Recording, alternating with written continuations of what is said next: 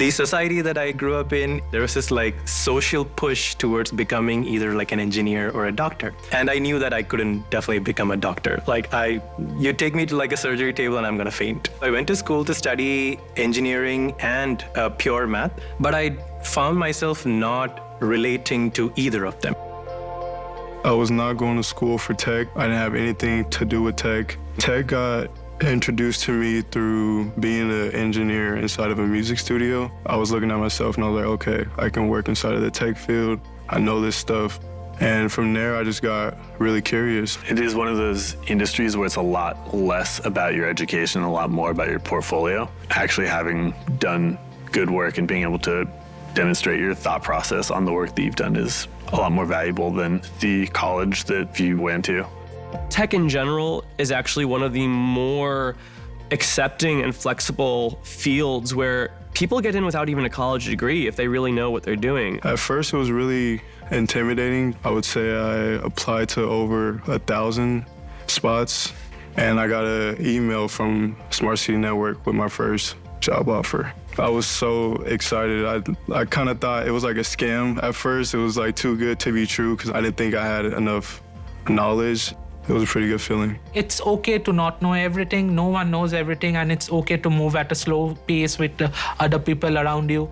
You have to be able to see the big picture and the small details at the same time. Being able to communicate with all different types of people, being able to understand how the technologies work and how everything's kind of linked together. There's always a new tool.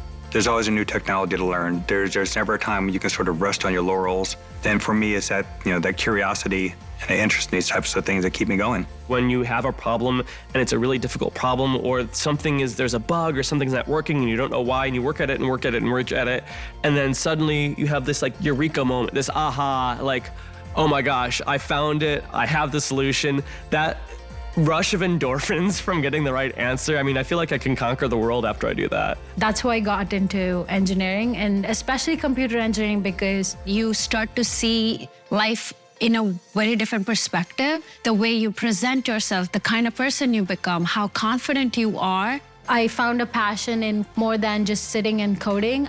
Currently, my most active hobby would be modeling. Putting yourself in front of the camera, it's obviously putting you in like a very vulnerable spot. But the flip side of it is that once you like put yourself in that position, it increases your self-confidence and self-esteem like quite a bit.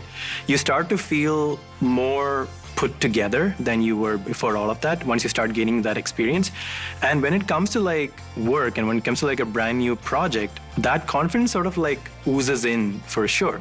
Because even though the confidence was built in like an extremely different setting, you start to feel like you can do this because you've been in situations where you've been far more vulnerable. Be more curious, just be more passionate about what you want to work on, stand your ground, and just be yourself. It is definitely a male-dominated industry in certain departments, but I've been inspired and excited to see more women in leadership, and I think being able to be in a room, and whether it's a lot of men, being able to still feel like you have a voice and you can raise your hand, and sometimes it's just a matter of a little bit of courage and speaking up.